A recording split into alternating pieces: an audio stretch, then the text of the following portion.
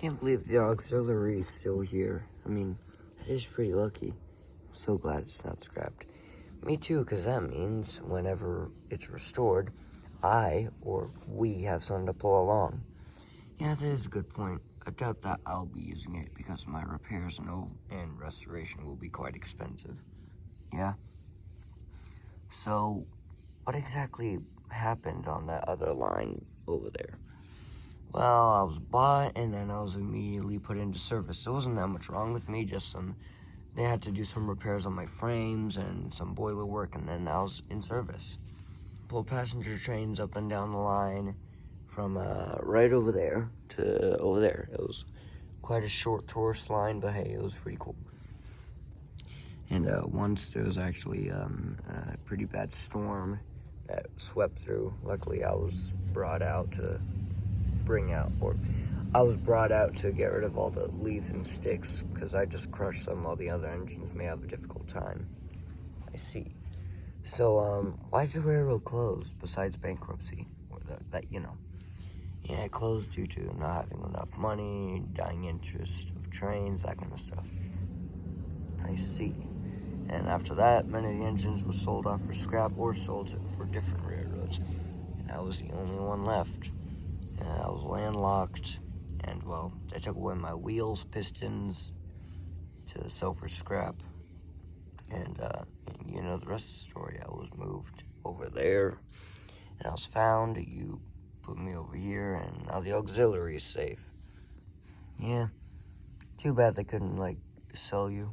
Yeah, but I had quite a bit wrong with me. I mean, my frame was a bit damaged during one of the storms, and my tender actually took quite a beating from a couple of branches and trees that fell down. So, what would be the first thing that you would do if you would be restored? Well, I would definitely, move, of course, and pull some passenger trains, kind of explore the railroad, that kind of stuff. Yeah, and that's kind of what I did when I was first restored here.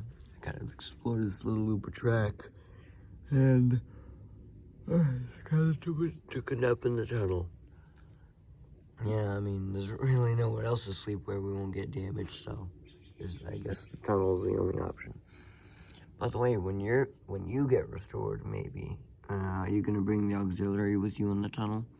I doubt it because, well, less room in the tunnel. Yeah.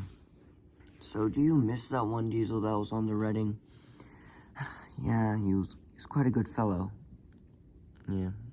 He actually helped me with some of my jobs when I wasn't feeling so well. I wonder where he is now. Do you know his number? I think it was number 5. I don't know. Actually, no, wait. I can't remember. He's probably been renumbered by now. Yeah, just like you were renumbered to number 4. Exactly. So, do you have any questions about the auxiliary water tank? Yeah, why doesn't it have that big oval-shaped hatch? And why does it have the short or the small one? Well, when we got it, it was quite rusty. Well, it's still quite rusty. And we didn't have the money to get a new big hatch, so we just used a smaller hatch from one of the tank engines that was in the shop. The hatch was in pretty good condition, so we decided to use it for the next couple of years until we raised funds to get, the thing. But as you see, that didn't happen. Yeah, so do you remember any of the other engines on the railroad? Well, as I said, a couple of Shays. I think there was also... Sorry. I think there was also a Climax locomotive as well. What number? I can't remember any of the numbers, but I do remember one of the Shays. I think it was like number 15, I don't know.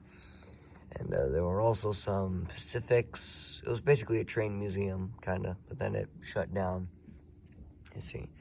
Well, I'm probably gonna take a nap because, well, I'm tired and there's nothing to do. I mean, we're kind of closed doing track work, so yeah. But you're gonna have to do a lot more track work to, you know, accommodate my weight because, well, I am pretty heavy. I think I'm gonna take a nap on my own.